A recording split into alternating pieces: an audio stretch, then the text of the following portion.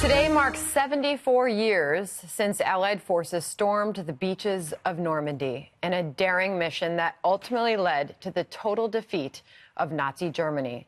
The things they witnessed were unspeakable. Today, in a moving ceremony in Washington, some of the men who took part in Operation Overlord laid a wreath. But ahead of that event, the good folks at the Friends of the National World War II Memorial introduced us to two of those remarkable men. Martha traveled to Washington yesterday to hear their stories. My full name is Harlan Lincoln Harnett. I was 18 when I went into service in April of 1943. I was 19 when I went overseas.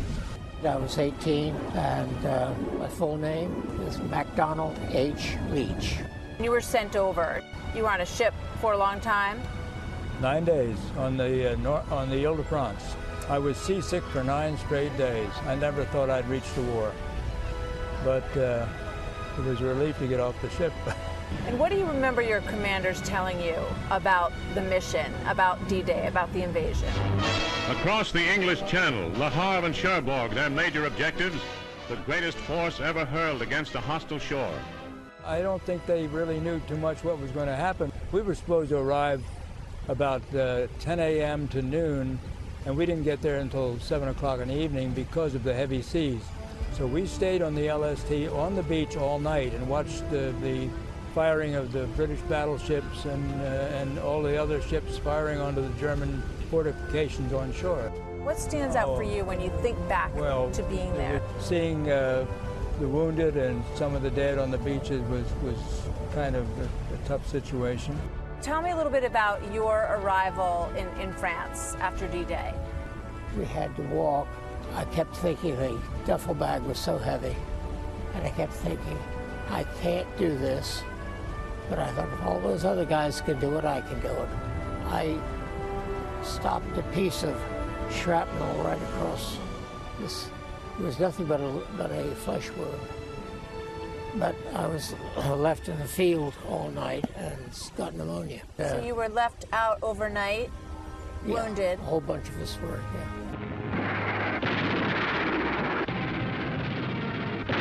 There were interesting and funny times and really horrendous times. We were shelled. That was the scariest part. One of the most poignant things to me there was a club in London. This is before we went across to Normandy. There was such a nice girl that I danced with. And she said, my name is Dorothy, come anytime, I'm here most nights. One of the strikes on London from the air, that little dance bar was completely wiped out with everybody in it. Did you lose any friends in the war? We lost our battery commander, and we lost a gunner sergeant and our first sergeant. My very close friend, who was a radio operator with me, Bob Bowden from New Mexico, was captured, and he was injured, and he was in a German hospital for a while. And then when they left the town, they released him and let him go. And he came back without his helmet, and glad to see him. You remember that moment when he showed up? Yes, I do. When he showed up and walked into the battery area, I just ran to greet him. It was great.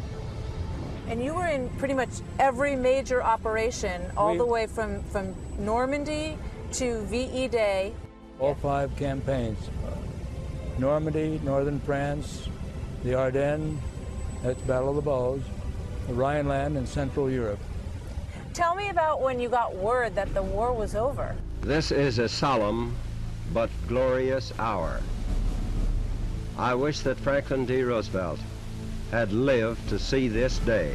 Well, we heard it on the tanker's radio in Pilsen, and it was a wild celebration. We couldn't find any Pilsner beer. Where's the beer? Where's the beer? Well, some of the guys got out and found a warehouse full of wonderful German brandy. They filled up a 2.5-ton truck with it, and our battery commander said, "That's fine, but you got to share with the rest of the battalion." What about you, Don? What are your memories of that? I remember that day very vividly. A little boy who, you know, was always underfoot in the running here and there, and he came racing in saying, "Das Krieg ist kaputt, das Krieg ist kaputt." And my lieutenant, he said, "Don't tell anybody, but I have something I've been saving." And he brought out a bottle of champagne that was room temperature, and we all drank, you know. There's a prayer, I don't know, maybe you're familiar with it, that FDR read on the radio. Have you ever heard that? No, but It's a beautiful prayer, and it was a radio address to all of the people of America on June 6th, 1944, and in part of it, he says, "They will need thy blessings.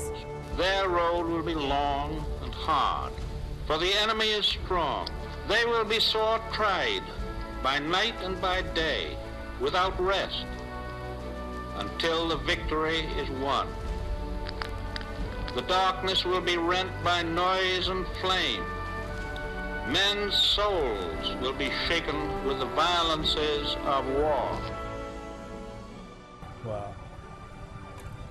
You know, Eisenhower, all of us who were going to be in on D-Day, Eisenhower wrote a letter, and part of it is and it's inscribed right here on the wall. Do you remember what he said? We're about to embark on the Great Crusade, and Lord helping, we'll be successful. We shall not surrender. We're total victory.